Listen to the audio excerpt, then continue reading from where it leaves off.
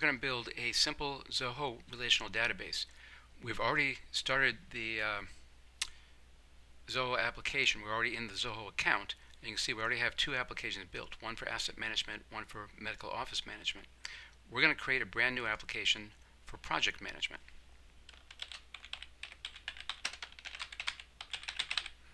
All right. Okay. And so let's create that. And we're starting this one from scratch. There's a couple other ways that could be done. And you could import from a Access database. You could import from spreadsheets. There's also many pre-written applications that you can use as a starting base. But we're going to build from scratch. And what we have here is a basic form design screen. And here on the left side we have all the different field types that we can use. Here's our basic tabletop where we can be building the form itself. And you'll see how that works in a moment. And here's information about the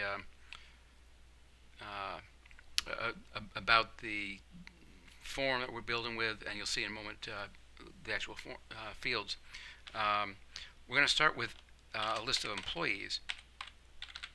So we're going to call this form title of employee. All right. And you'll see it automatically puts in the form link name. This is what the users get to see. This is how it's known internally. In most cases, those will be the same. Okay. And we're going to put our labels on top. That's just easier to work with. It's easier on a smartphone.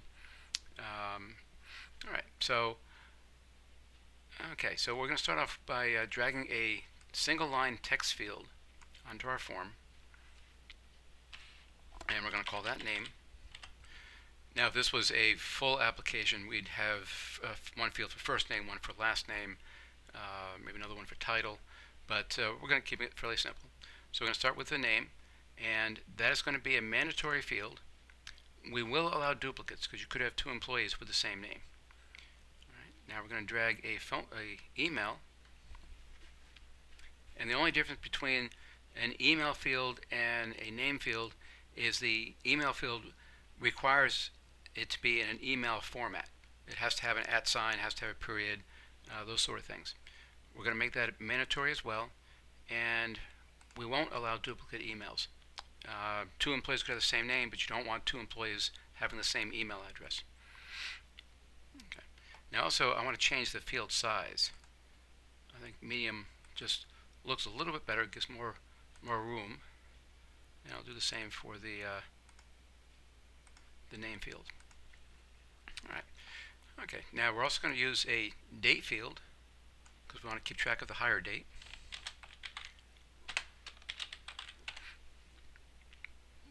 And we're not going to make that mandatory.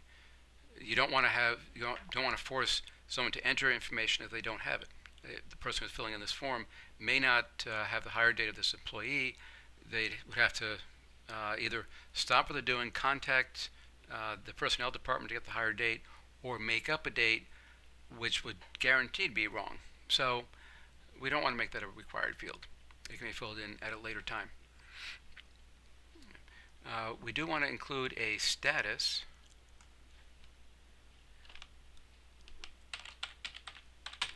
And this will be full-time or part-time.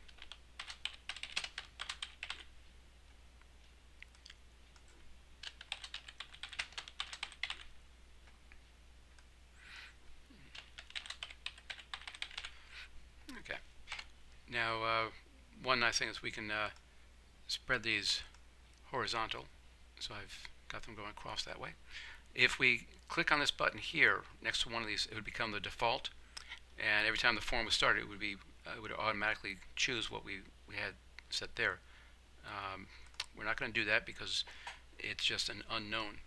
We'll make that field mandatory. Okay. Now I also like to always include a note field.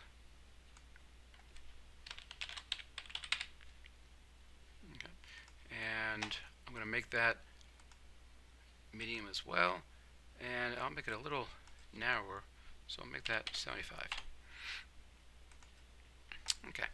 Now this will work very nicely on a smartphone, single column, but this is generally accessed through a laptop or a desktop computer. We might want two columns, just a little easier to read. So we'll move the notes over here to the right side. Okay.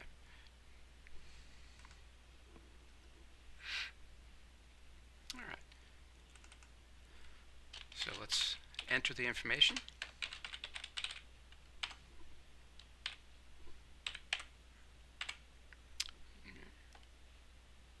And we can click here to get a little date picker. And we'll move this back a few years. And we'll move back a few months. All right, so that's the hire date. All right.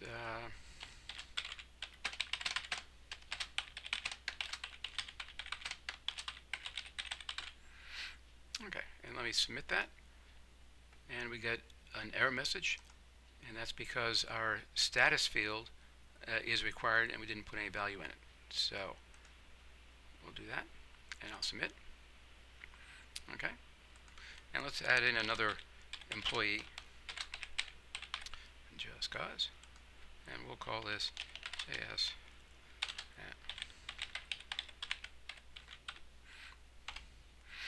Okay, and we don't know hire date, so we'll leave that alone.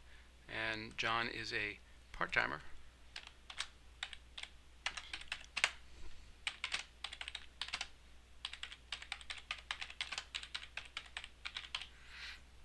Okay.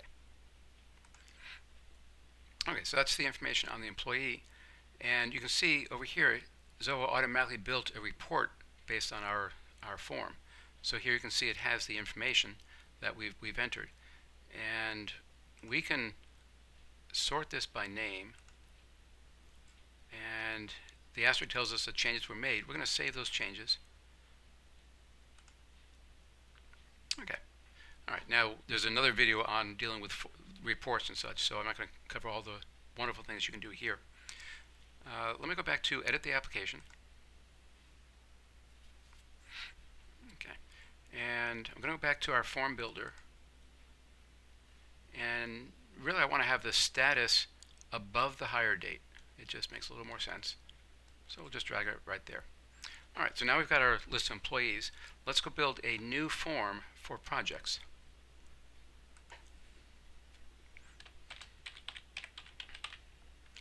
All right, and we'll put that right there. All right. Okay, now each project has to be associated with a company. So let's start by entering a company name. And we'll make that a required field as well. And each company needs to have a contact name.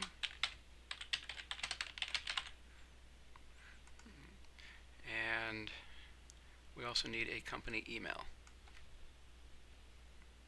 Okay. Okay. Now we're going to need. Let's make this 2 columns. All right, and we're going to have a project title, and that's going to be a mandatory field, and we want no duplicates. Having 2 projects with the same name will be very confusing. All right. And we want to assign each project to an employee. Now I've already built the employee, so we just need to add a lookup to the employee list. And here's our form, so we want to look up, and we're going to choose name, and it'll be a simple drop down. Okay. Now over here we have a choice of what fields to actually show on the screen. And I'm going to hit the plus sign, and it automatically showed it, but we want to show the email as well as the name. We could have chosen any of the other fields that we had put in there. But we just want to show the name and the email of the employee on the form. Okay, so now we want to add in a description of the project. And we'll use a rich text field here. We'll just call it. Okay. And a rich text field, we're going to make that 400 wide, and we'll make it 100 high. Rich text fields have many ways of enhancing the text. Bold, italic, and underline is very common. Some of these things we probably won't need. Subscript and superscript we don't need. We don't need some of these quotes and such. So I'm going to just turn some of these off. Okay, we're not going to be coloring the background, etc. All right, so this is the basics on project tracking. You could do a lot more, but this gives us some indication of how the basics that you need for a project. Okay, and actually, let me go back to the application, because I did forget one thing. I want to make the labels on top. Okay, let's go back into the live mode. All right, and we'll call the company as Big Corp, and the contact name is Mike Mouse, and the email is mm at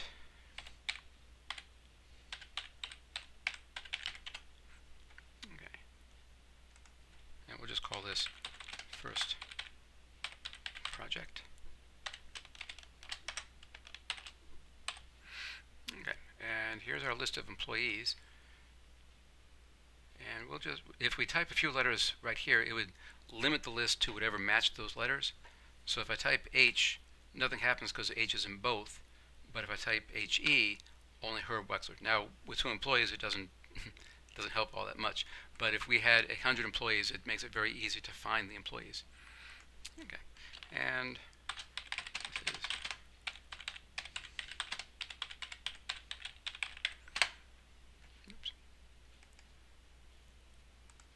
Alright, so that's the basics of building a relational database, and it's called relational because we related the employees to the project.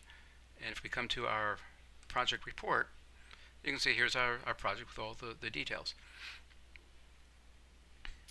And yeah, I think that's well, one more quick feature just because it relates to the relational databases. If I come into the report itself, I can go to the column properties. I can come to the list of employees, and we have a symbol here for a link, and I can say I want to show that I want to link that to the employee report. So now if we come back to the report itself, you'll see that the employee name now is in blue, and it becomes a hyperlink. If I click on it, it shows all the details behind it. Okay, so those are some really quick ways of working with the Zoho application. There's many more powerful tools behind the scenes, but that just gives you an introduction on how to build forms and link them together. So I thank you for your time, and may all your data be well organized. Thank you.